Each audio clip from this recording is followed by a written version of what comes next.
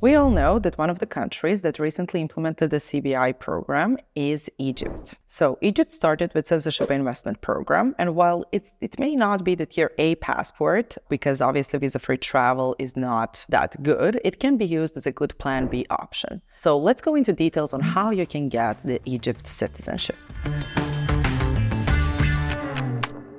Hi there, it's Irena from Nomad Capitalist here.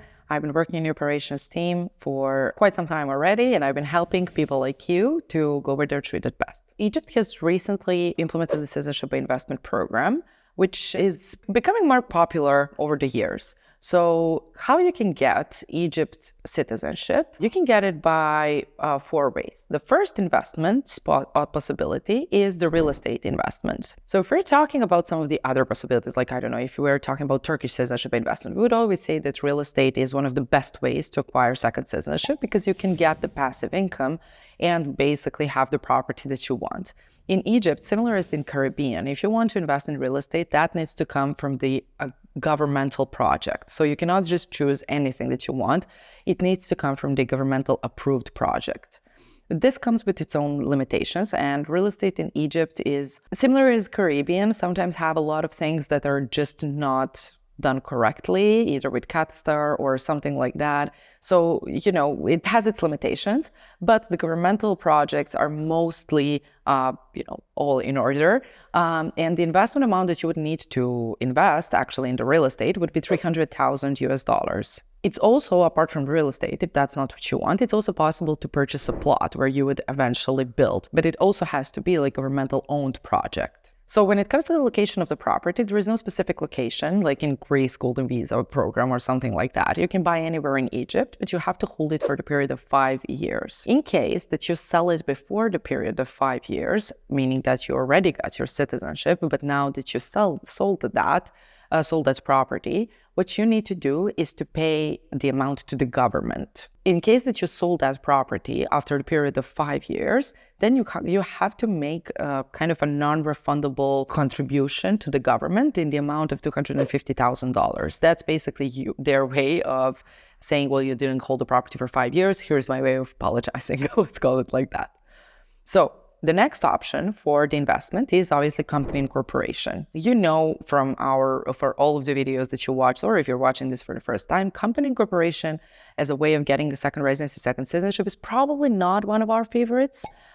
Because obviously it's not just a one-time fee that you make, like a donation or something like that, but there are things that you have to do in order to keep that company running, pay corporate tax, have the accountant hired, and so on and so on.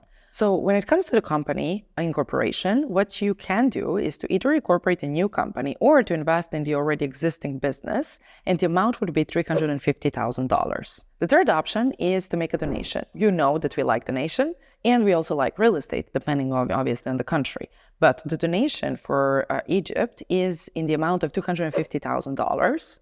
That you would make just a non-refundable donation, and you will be finished with that. You can also split that into installments, which is a very good option. And the final option for getting Egypt citizenship would be to make a deposit in the bank, and the amount would be $500,000. So all of these investments, then doesn't matter on which investment is it, they need to be made from outside of Egypt. So you have to transfer the funds from your foreign account to Egypt.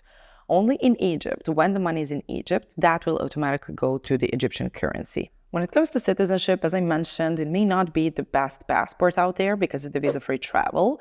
However, Egypt obviously allows dual citizenship, so meaning that, this doesn't have to be your Tier A passport. It can be your Plan B passport, just in case something goes down. And it's not that expensive. So once again, the cheapest option is $250,000, which is, again, cheaper than Turkey. Well, there are Caribbeans that are cheaper than that, but still it can be considered as a good Plan B option. Also, children, for example, below 21 years of age can apply with you together with your spouse. However, spouse can get citizenship after 2 years. When it comes to eligibility criteria, there is really not a lot. They will look at you as a main applicant.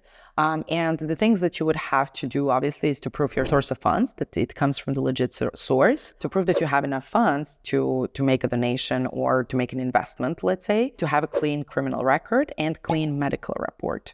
So obviously they ask for these two. With criminal record, I think that with our experience, there is some way to obviously go around it, just in a matter of if you did something that concerns your wealth. If you rob a bank and that is obviously in your criminal record, you will be rejected. But, if you had driver under influence or something like that, usually that shouldn't affect your application. So that is how you can actually apply for citizenship in Egypt. If you want to do this, or if you want to acquire any other citizenship or any other residency or anything that you want really from that world, we can do it for you. Just get in touch and don't forget to subscribe to our main channel.